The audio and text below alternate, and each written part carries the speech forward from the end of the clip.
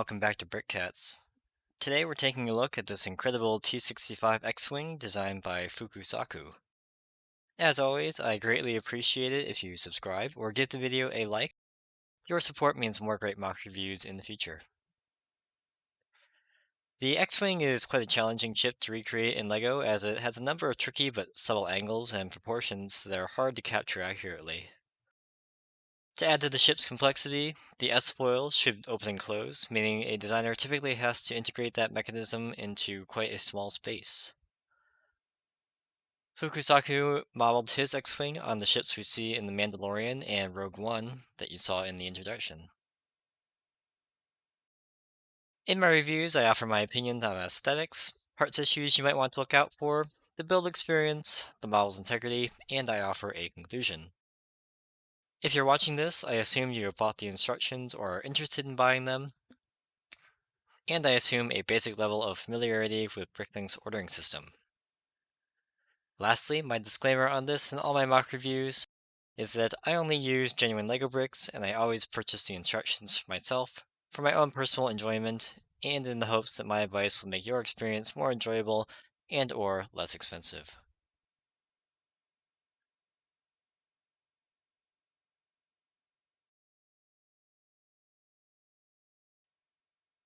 Fukusaku's rendition of the T-65 is really impressive, and that's immediately apparent starting with the nose. The nose cone is a really ingenious construction by itself, but the way this top wedge piece connects solidly at this angle gives it a slight relief from the fuselage, which you can kind of see right here, which is cam inaccurate and really makes clever use of this cattle horn piece in the middle here to fill in the gap. Flipping the normal construction upside down with the inverted wedge on the top even captures this small notch on the top, whether on purpose or not, and I will assume it was on purpose. And this is also a little bit of cam inaccuracy that I don't see very much in other X-Wing models. White for the nose cone is probably the best choice here, as the cattle horn only comes in white. Maybe there's something else small that you could use to fill this gap in a different color, but some variation of the nose cone in light bluish gray or even tan would give it some character. Moving back to the front fuselage, the angles are captured quite well here with the slopes on the bottom edge. The small gap representing the proton torpedo tube launcher is a really unique detail. And then just under the cockpit, these Technic fairings make for a really smooth transition to the main part of the fuselage. The front landing skid is hidden under this small hinged tiled assembly. And it retracts into the nose. And it keeps the underside nice and smooth. The cockpit is fairly Spartan with just a control panel and some arms on either side of the pilot. A minifigure sits comfortably inside the cockpit, and the astromech fits just where you'd expect. To get the astromech in and out, you remove these small assemblies here, and you can just fit them right in there. There are some noticeable gaps around the cockpit windscreen on my model, which are not supposed to be there, and this is my error, not the model's, as the side panels are supposed to be much more angled than they are in mine. Either way, the windscreen does fit very nicely within the contours of the slopes here. The top of the main fuselage has some really intricate and multi-layered greebling, which is a full 4 plates deep. The sloped sides of the main fuselage give way to the engine assemblies.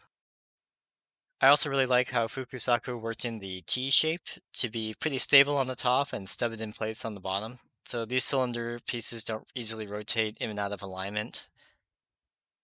And the components that make up the T can't get bumped out of place independently.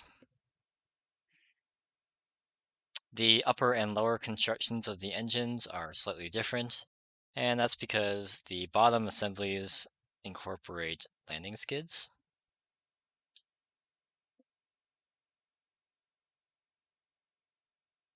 Like so. The exhaust sections of the engines also differ from top to bottom. I especially liked how this one is constructed differently to make it look like there was a cover missing or something. And the slight standoff from the center line of the engines is visible. You can see that it transitions slightly raised. And the same is present on the bottom, although the transition is just a little less smooth. The wings are full of details and use of this small gap, revealing the bottom layer of inverted tiles to get the red stripe detailing is very well done, and it's also pretty unique. Liberal use of the inverted tile on the underside of each wing gives it a very smooth appearance and looks very good, in my opinion. And the S-foil mechanism is actuated through this small knob at the bottom here, and it's very smooth. It just has the right amount of resistance, and you never feel like you're exerting too much pressure.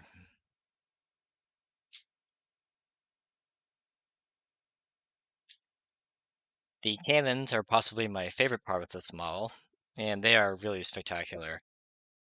They're appropriately long and very delicate looking, and I really like the use of this goggle piece with this bar and clip connection here. That was really clever. These minifigure candle pieces, along with this 6L bar with stop, they thin the cannons out to just the right thickness, if you will, towards the tip. Moving back to the wing connection here, I think this section might be a little more complicated than it needs to be, but this is builder's license, I'm sure. But one detail I also want to point out are these three connection points to the wing. And in the screenshot here, I'll show you that this is actually also Canon accurate. So this is another really nice detail that I haven't seen on other models. The rear of the fighter is another impressively greebled section with some more interesting connections, especially with the binoculars to this roller skate piece here. And the section's also very nicely symmetrical, and it's also surprisingly deep. So again, like on the top, which is a couple layers deep, this is also two or three, two or three layers deep with the construction there. And finally, the underside of the fighter is nicely smoothed out with tiles and slopes, and there's only a few very forgivable gaps showing here and there.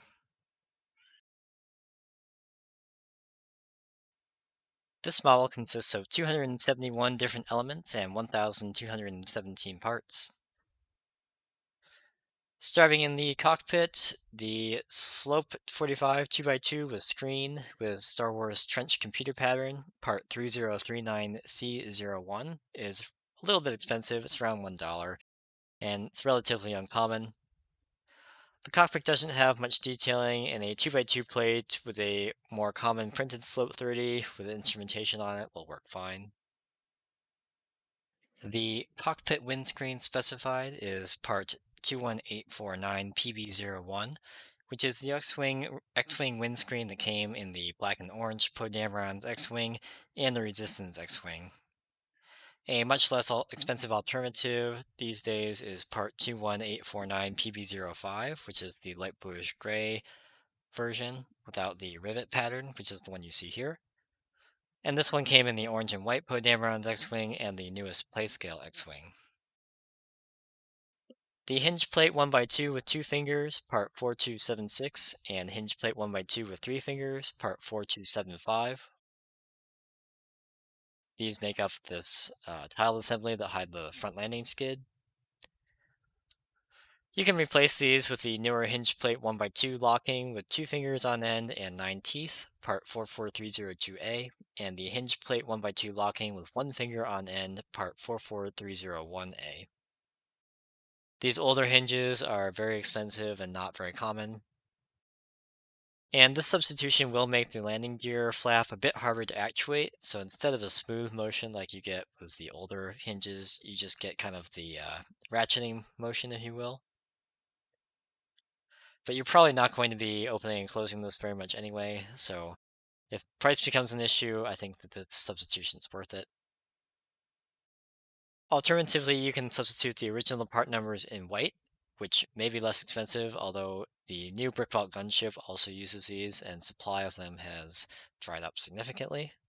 Or, of course, if you already have some in your older sets, light gray, like I have here, or white will also work.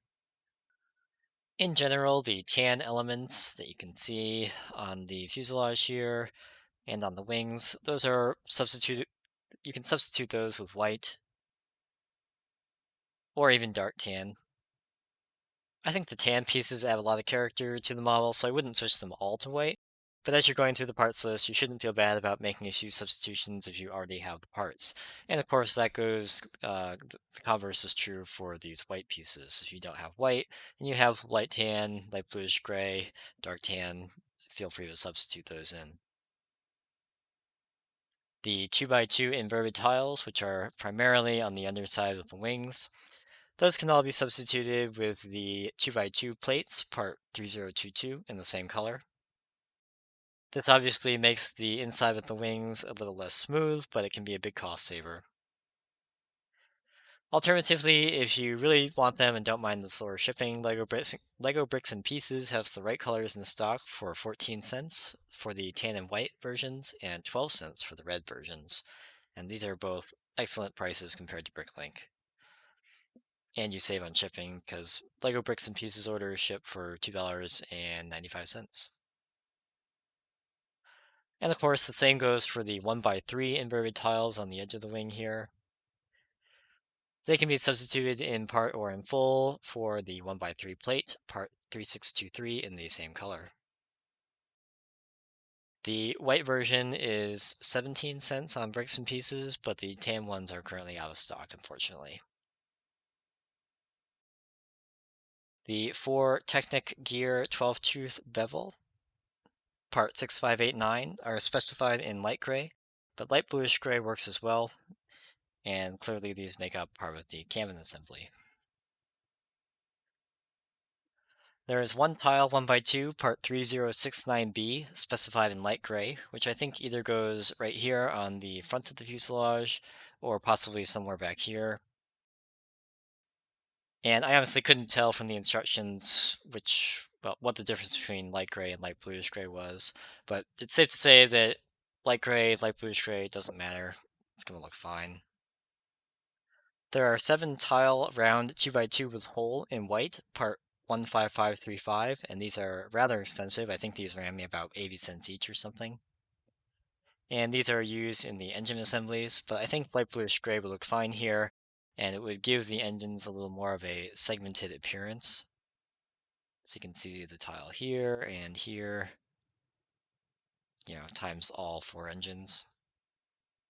Light bluish gray is much less expensive. And for that matter, the 4 brick round 2x2 with axle hole, part 3941, could also be light bluish gray instead of white. The Technic plate 2x8 with 7 holes, part 3738, is hidden and can be any color. The 15 white and 5 light bluish gray slope 45 2x1 with 2/3 cutout, part 92946, can be in a different ratio if you'd like. These go on the top of the main fuselage here and on the opposite side. Also, substituting tan, dark bluish gray, or sand blue would work well here in moderation. I think it works best if most of them are white, but 15 white, 4 light bluish gray, and 1 sand blue is not going to make a difference, or whatever other color combination you want.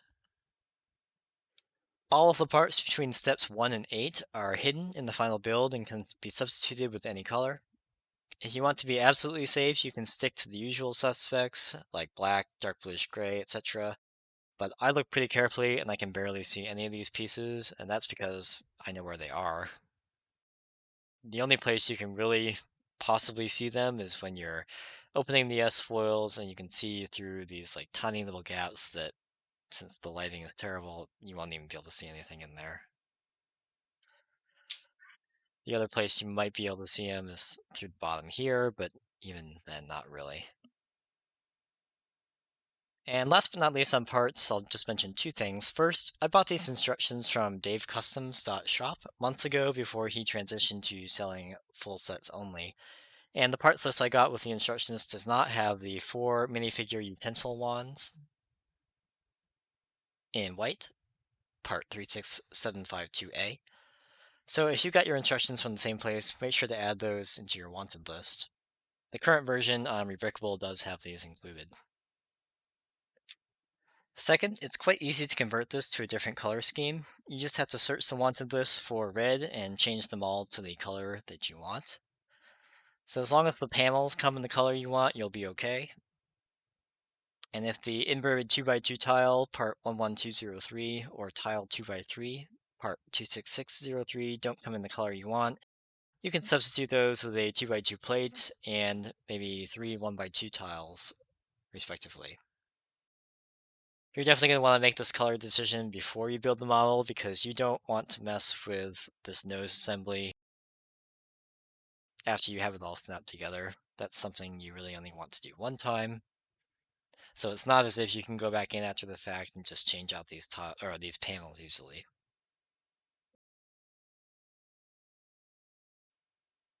The instructions for Fukusaku's X-Wing are very good, with each piece to be added in a given step highlighted in red. I did not really run into any problems understanding what piece or subassembly I needed to connect in any of the 552 steps. Some of the connections are reasonably tricky though, none more so than this front fuselage assembly in step 118. There's not really any way to talk you through this one. The instructions are clear, and when you've got the subassemblies in front of you, it's pretty obvious what needs to go where. It's just rather difficult to get everything to snap together just right. And I'm not going to sugarcoat it, I have a lot of trouble getting everything in the right place and figuring out where to apply pressure, and this seriously took me like half an hour. But the amazing part is that once you get the entire section to click together, it's really solid. And if you end up getting stuck here, the only real advice I can give you is just to keep at it, not to get too frustrated, and come back after taking a break if you need to, because the results are worth it. My only other general comment is that in building this one, I always felt a little unsure about what areas I could apply pressure on and what areas I could not. And this is probably fairly subjective, but I found myself hesitating a lot more than I normally do. The wings are only connected to the S-foil mechanism in the front here for a very large portion of the build, which makes them fairly floppy until you secure them all in the back towards the very end. So even resting the ship on these four engines, which you've probably seen come off a couple of times during this video, depending on what I cut, makes it a little unstable. So it's not a big deal, it's just a slightly different experience than with other models I've built. But I'm very curious to see if anyone else had a similar situation. In my opinion, this model should be primarily for display and sitting on its most excellent and very good looking stand. The way you tend to grab it by the rear on the top and bottom has you putting pressure on these tiles here, which are not secured in the rear of the ship. And you definitely feel some instability here. The stand even integrates the S-foil mechanism through this long turntable subassembly here. So you have to remove the knob that you use for the X-Wing if you're trying to switch it around. Stick the axle in. There's two studs to kind of secure it. And then if you turn this long kind of pillar that's on the turntable, the S-foil's open. And another clever thing about the S-foil mechanism is that Fukusaku used the rubber axle connector double to provide some resistance to the rotation of the gear. So it feels very smooth when you're doing this. The pivot point for the front landing skid is a rather fragile area, and this subassembly is part of that difficult nose assembly, and you won't be surprised that it's a bit fragile after completing that section. The bar with claw connection has just enough friction to make the landing skid swing quite smoothly, but not quite enough to break the connection underneath this tile. And it's still fairly weak, and you can see that mine kind of bows out like it's not supposed to there. So again, this is not a huge deal because I don't think you're going to find yourself using the landing gear very much. But just be warned that it could come apart if you bump it the wrong way. The small subassemblies that make up the proton torpedo tubes are only secured with one stud at the very end, right here. So those come off really easily, and I find that usually happens when I'm trying to manipulate the landing gear, but thankfully it's not that difficult to put back in place.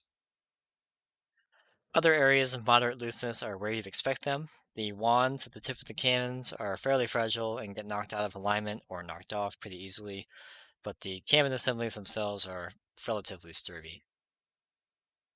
Depending on the parts that you get, this connection between the bar with claw and this Technic pin might be relatively strong or very weak. For example, this one here, pulling on it, it doesn't come out at all. However, this one just slides right out.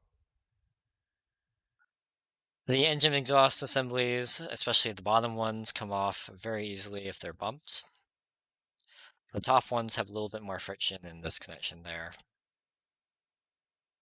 So overall, I find this model is most swishable with the standalone S-foil knob installed on the bottom. And if you use that as the spot to grip bottom, you're on reasonably solid ground.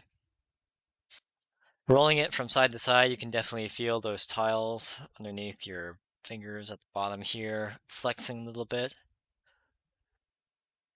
And jerking it around too much is not something that I really recommend. But if you swoosh it in smooth motions, it'll hold together reasonably well. One thing to note about the S-foils is that they're not locked in place quite as well as other models are. So even if they're closed and my finger is resting on the knob on the bottom, you can hear that there's some flex in the wings, which is fine. I guess the good thing is when they move together. In conclusion, Fukusaku's X-Wing might be my favorite in terms of appearances out of all the X-Wings I've built so far. It has good instructions and some challenging build techniques to keep you engaged. And without any modifications and including the stand, I was getting brick link results of 6 stores and $154 before shipping and tax, or roughly $184 after. With substitutions for the windscreen, the hinge pieces, and the 2x2 and 1x3 inverted tiles, I was able to get this down to 5 stores and $122 before shipping and tax, or roughly $157 after. The stand has a fair number of parts, but I don't recommend handling this model extensively, and the stand is very impressive in its own right, and it's also very stable. Thanks as always for taking the time to watch my review. If you built this model, you have something to share that I left out, or have a question about something I didn't cover, please leave them below in the comments. Also, please consider liking the video, subscribing to the channel, or following me on Instagram. I hope to see you back next time.